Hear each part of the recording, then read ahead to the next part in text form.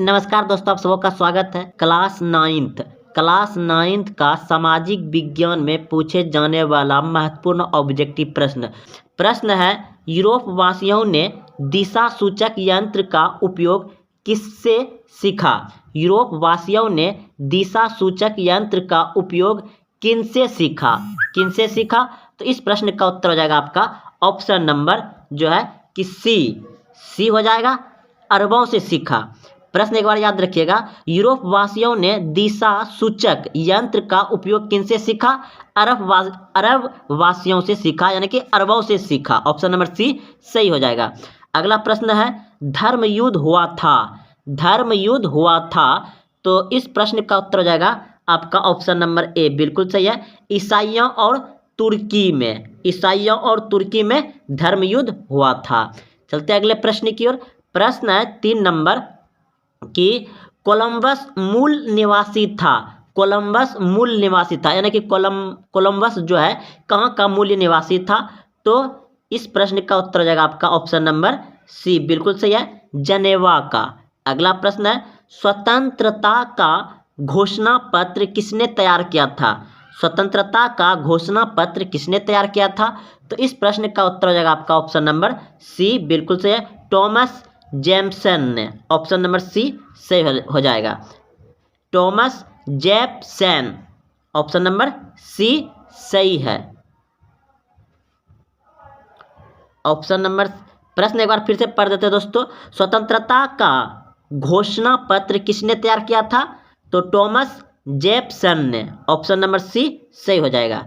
चलते अगले प्रश्न की ओर।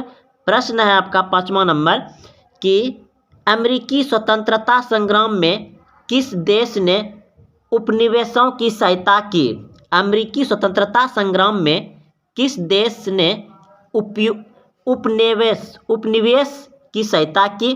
तो इस प्रश्न का उत्तर हो जाएगा आपका ऑप्शन नंबर बी, बिल्कुल सही है, फ्रांस। अमेरिकी स्वतंत्रता संग्राम में किस देश ने उपनिवेश की सहायता की थी? तो फ्रांस ने। ऑप्शन नंबर बी सही हो जाएगा। चलते अगले प्रश्न की ओर। प्रश्न है कि नेपोलियन कोड किस वर्ष लागू किया गया? तो इस प्रश्न का उत्तर हो जाएगा आपका ऑप्शन नंबर जो सी, 1804 ईस्वी में। चलते अगले प्रश्न की ओर। प्रश्न है आपका कि फ्रांसीसी उपनिवेश में अंतिम रूप से दास प्रथा कब समाप्त किया? फ्रांसीसी उपनिवेश में अंतिम रूप से दास प्रथा कब समाप्त हुआ? तो इस प्रश्न का उत्तर हो जाएगा आपका ऑप्शन नंबर बी, बिल्कुल सही है, 1848 ईस्वी में। अगला प्रश्न है आपका, फ्रांस क्रांति के पूर्व किसकी शैक्षणिक व्यवस्था पर किसका अधिकार था?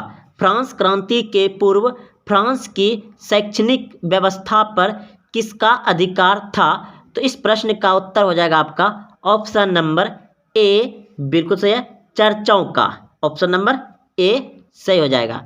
चलते अगले प्रश्न की ओर। प्रश्न है कि जर्मनी के द्वितीय विश्व युद्ध में किसने पराजित किया? जर्मनी को द्वितीय विश्व युद्ध में किसने पराजित किया? तो रूसों ने किया। जैसा कि अभी एक युद्ध चल रहा है, रूस ने अमेरिका के एक यूक्रेन देश पर वार किया है। तो अगला प्रश्न है कि आपका अमेरिका ने हिरोशिमा पर बमबारी कब की थी? तो इस प्रश्न का उत्तर हो जाएगा आपका ऑप्शन नंबर ए, बिल्कुल सही है, 6 अगस्त 1945 को, 6 अगस्त। चलते अगले प्रश्न की ओर। प्रश्न है कि हिटलर का जन्म कहाँ हुआ था? तो इस प्रश्न का उत्तर हो जाएगा आपका ऑप्शन नंबर ए, बिल्कुल सही है, जर्मनी में। हिटलर का जन्म कहाँ हुआ था? जर्मनी में। अगला प्रश्न है, नाजी पार्टी का प्रतीक चिन्ह क्या था? तो इस प्रश्न का उत्तर जो है कि हिटलर का जन्म कहाँ हुआ था? तो ऑस्ट्रेलिया भी आपका बुक में दिया गया है, तो आप फिलहाल दोस्तों ऑस्ट्रेलिया भी लगा सकते हैं। और इसका सही जवाब जो होगा, हम थोड़ा अभी वीडियो बनाते समय हम कुछ दोस्तों इसमें कंफ्यूज हो गया है, तो हम आपका आंसर कमेंट में दे देंगे, या तो फिर कभी दूसरे वीडियो में इसका सही जवाब बता देंगे। तो हिटलर का जन्म कहाँ हुआ था? ऑस्ट्रेलिया, याद रखिएगा। चलते अगले प्रश्न की ओर। प्रश्न है, नाजी पार्टी का प्रतीक चिन्ह क्या था? नाजी पार्टी का प्रतीक चिन्ह क्या था?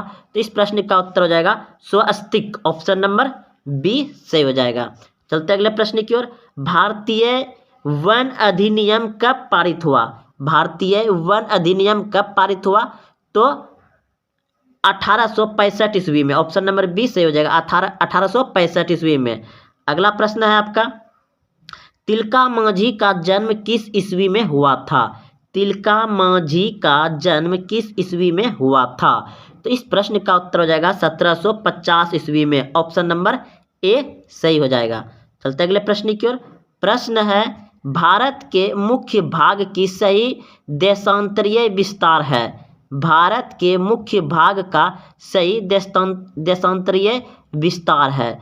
तो इस प्रश्न का उत्तर हो जाएगा आपका 80 डिग्री 7 सेकेंड से 97 डिग्री 25 सेकेंड पूर्व तक, याद रखिएगा, ऑप्शन नंबर ए सही हो जाएगा। 67 डिग्री 7 सेकेंड से 97 डिग्री 35 सेकेंड पूर्व तक, ऑप्शन नंबर ए सही हो जाएगा। अगला प्रश्न है आपका, भारत की मुख्य भूमि, भारत की मुख्य भूमि का पूर्व पश्चिम विस्तार कितना है? यानी कि भारत का जो है कि भूमि पूर्व पश्चिम विस्तार कितना है? तो इस प्रश्न का उत्तर हो जो होगा आपका ऑप्शन नंबर डी बिल्कुल सही है, 2933 किलोमीटर। भारत की मुख्य भूमि पूरब से पश्चिम की ओर विस्तार कितना है? जैसे कि ये आपका भारत का चिन्ह हो गया, ऐसे ये भारत का चिन्ह हो गया, ऐसे ये भारत का चिन्ह हो गया, तो इधर होता है पूरब, इधर होता है पश्चिम, तो यहाँ से यहाँ तक का विस्तार कितना है? तो ये हो जाएगा आपका 2933 किलोमीटर, ऑप्शन नंबर डी बिल्कुल सही है। अगला प्रश्न है, नीलगिरी किसके आगे है?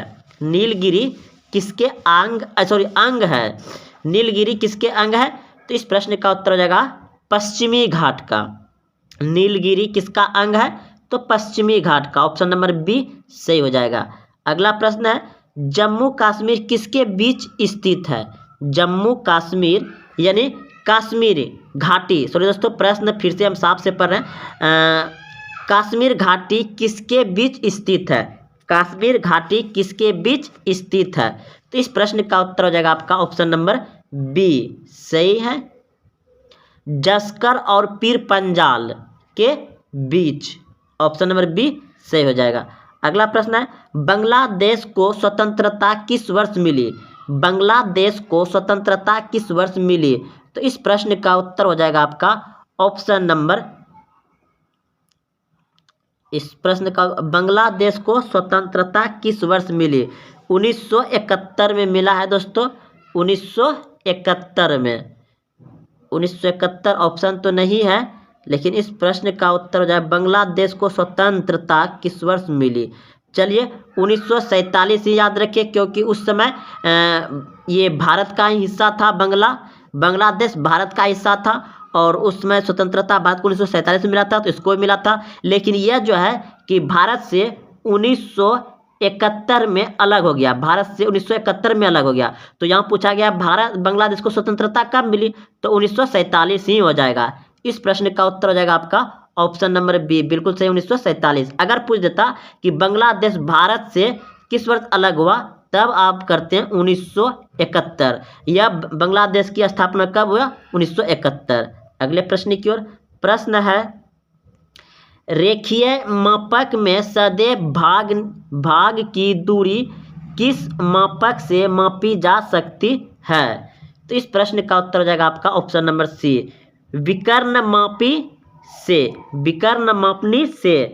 अगला प्रश्न है 21 नंबर, मानचित्र की दूरी को मापनी में कैसे जाना जाता है? मानचित्र की दूरी को मापनी में कैसे जाना जाता है? तो इस प्रश्न का उत्तर हो जाएगा अंश। ऑप्शन नंबर ए सही हो जाएगा। अगला प्रश्न है आपका, क्षेत्र में जाकर इकट्ठे किए गए आंकड़ों को क्या कहा जाता है? क्षेत्र में जाकर इकट्ठे किए गए आंकड़ों को क्या कहा जाता है?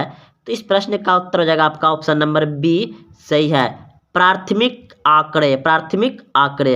अगला प्रश्न है, भूगोल में क्षेत्रीय अध्ययन है। भूगोल में क्षेत्रीय अध्ययन है। तो इस प्रश्न का उत्तर हो जाएगा आपका ऑप्शन नंबर ए बिल्कुल सही है, एक उपागम। ऑप्शन नंबर ए सही हो जाएगा।